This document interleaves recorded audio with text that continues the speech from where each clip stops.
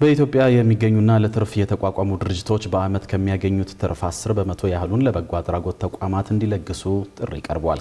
ይህንን ጥሪ ያቀረበው የኢትዮጵያ ሴቶች መጠለያ ጥምረት ሲሆን ጥምረቱ የተመሰረተው 7 በሚሆኑና የተለያዩ ጥቃቶች ለደረሰባቸው ሴቶች የመጠለያ አገልግሎት በሚሰጠው መንግስታዊ ያልሆኑ ተቋማት ነው።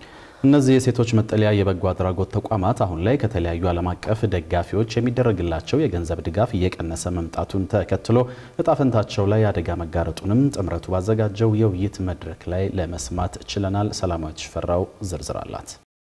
የኢትዮጵያ ሴቶች መጠለያ ጥምረት ከዛሬ 5 ዓመት በፊት የተመሰረተው ጥቃት የደረሰባቸው ሴቶች በጊዜያዊነት የሚቆዩባቸው ማረፊያ ቤቶች በተናጥል ከሚያደርጉት ጥረት ይልቅ የተሻለ አቅም ለመፍጠር በማለም 7 የመጠለያ አገልግሎት በሚሰጡ መንግስታዊ ያልሆኑ ተቋማት ነበር። እነዚህ 7 ተቋማት ሴቶች ጥቃት ከደረሰባቸው በኋላ የመጠለያ፣ የምግብ፣ የስነልቦናና የህግ ድጋፍ እንዲያገኙ የሚያግዙ ሲሆን በተናጥል ላለፉት ከ20 የሚበልጡ ዓመታት እንደሰሩም አስታውቀዋል። ይህንን ተግባር ሲከውኑ ታዲያ ከተባበሩት መንግስታትና ከሌሎች ዓለም አቀፍ ረጂ ተቋማት የገንዘብ ድጋፍ ሲደረግላቸው መቆየታቸውን አንስተው አሁን ላይ ይህ ዓለም አቀፍ ድጋፍ እየቀነሰ በመምጣቱ የሀገር ውስጥ ተቋማት ለበጎ አድራጎት እጃቸውን እንዲዘረጉም ጥሪ አቅርበዋል። ሴፍ ሃውሶቻችን ብዙ ናቸው። በብዙ ዶነር የሚደገፉ በዩኤንኤፍፒ የሚደገፋለ በሌላው አላደል አለን። ነገር ግን በዩኤንመን የሚደገፉት አሁን ዩኤንመን ያለውን እንግዲህ እነሱም የባክ ዶነሮች የሚባሉ አሉ። እነሱን የሚሰጠው ደግሞ ለነሱ የሚሰጠው ደግሞ በትራምፕ እንትን ምክንያት ገንዘቡ ሲጠፋ እነሱም አያገኙም።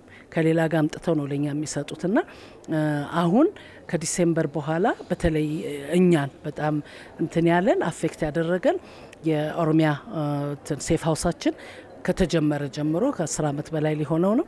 በዩኤንመን ነው ሰፖርት የሚደረገው ሙሉ ለሙሉና በጣም ብዙ አካባቢ ነበር ምን ደርሰው ከዚህ እስከ ጭሮ እስከ ሻሸመኔ ብዙ ክልሎችንና በጣም ብዙ ተገልጋዮች በኦሮሚያ አካባቢ ያለ ወደዛ ሴፍ ሃውስ ነው የሚመጣውና አሁን የሱ ከዲሴምበር በኋላ ይቆማል ተብሎ ተነግሮናል።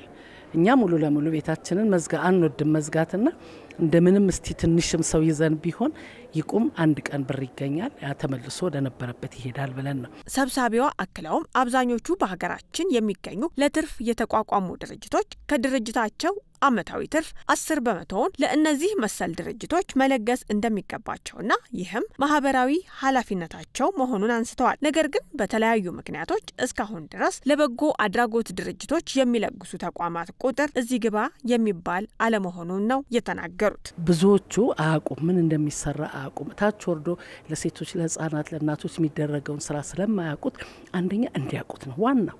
ምንድነው እየተሰራ ያለው? እንዴት ነው ሰው እየታገዘ ያለው? እንዴት ነው ጥቃት ይሄ ግጭት ባለበት አካባቢ ምን እየተሰራ ነው? ለሴቱ ምን እየተደረገ ነው የሚለውን አያውቁም። ቀጥታ ነው የሚሰጡት። ቀጥታ ሲሰጡ ያ የሰጡት ይታይላቸዋል። ከታክስም ከታክስ ነፃ ነው የሚሆነው። ህጉን ግን አያውቀውም። ብዙ ሰው አያውቀውምና ፍርሃት አለ። ይሄን ያህል ሰጥቼ እሱም ደግሞ ተመልሶ ታክስ ይደረጋሉ የሚልም ፍርሃት አለ እና ደግሞ ያንን ሪስፖንሲቢሊቲያቸውንም የማያውቁም ይኖራሉ። ያውቀውም እስካሁን እያገዙ ያሉ በየቦታው ብዙ በጎ የሚሰሩ እናቃለን የፕራይቬት ሴክተሮችና ያንን እንዲያውቁና እንዴት አብረን እንቀጥል ራሳችንን በራሳችን በቃ እንደ ዩኤን ወመን ያሉ ሴቶች ላይ ትኩረት አድርገው የሚሰሩ ድርጅቶች እጅ ባጠራቸው ቁጥር እነዚህ ሴቶች ጉዳት ከደረሰባቸው በኋላ የሚያገግሙባቸውና የተለያዩ የህይወት ክህሎት ስልጠናዎችን የሚያገኙባቸው ማረፊያዎች እንደሚቀንሱ ወይንም እንደሚዘጉ ሰብሳቢዋ ይገልጻሉ። በመሆኑም ለሀገር በቀል ድርጅቶች እንደ ሴቶች መጠለያ ጥምረት ጥሪ አቅርበዋል። የ10% ያህል እንኳን ከሚያገኙት ከሚሰጡት የተወሰነ ነገር እንኳን ሼልተሮች ላይ ቢደግፉን አንዱ ሼልተር ላይ ቢደግፉን ብዙ ነገር ለውጥ ሊያመጡ ይችላል። ለነሱም ሳቲስፋክሽን ነው። ምን ሰራው አተረፍኩ፣ ነገድኩኝ፣ ብዙ ገንዘብ አገኘው፣ ሌላ ከፈትኩ፣ እንዲያረኩ ነው የምትዩ? ለራሴ ጥሩ ኑሮ ኖርኩ ነው የምትዩ? ወይንስ ደግሞ ወገኖቼንም አገዝኩ ነው? አሁን እንደዛ የሚያግዙ እንደ እናት ባንክ አይነቶቹ ለምሳሌ ልጆቹን ቀጥረው ልጆቹን የሚያወጡልን እንደገና ደግሞ ገንዘብም ደግሞ የሚሰጠን ደግሞ ሲገኝ ደግሞ ድጋፍ የሚያደርግ ለራሳቸውም በኩራት ነው የምትናገሪው። ምክንያቱም እኔ ከማትረፍ ሌላ ወገኔን አግዣለሁ። ብዙ ሴቶችን ብዙ ልጆችን ህይወት አትርፌያለሁ አድኛለሁ ነው የምትዩ እና ትልቅ ለነሱ ለራሳቸው አይደል አተረፍኩ ብቻ ሀብታም ሆንኩ ብቻ ሳይሆን ይሄንንም ሰርቻለሁ የሚለውን በጎን ቢያስቡበት ቢሮቻችን ቤቶቻችን ክፍት ናቸው።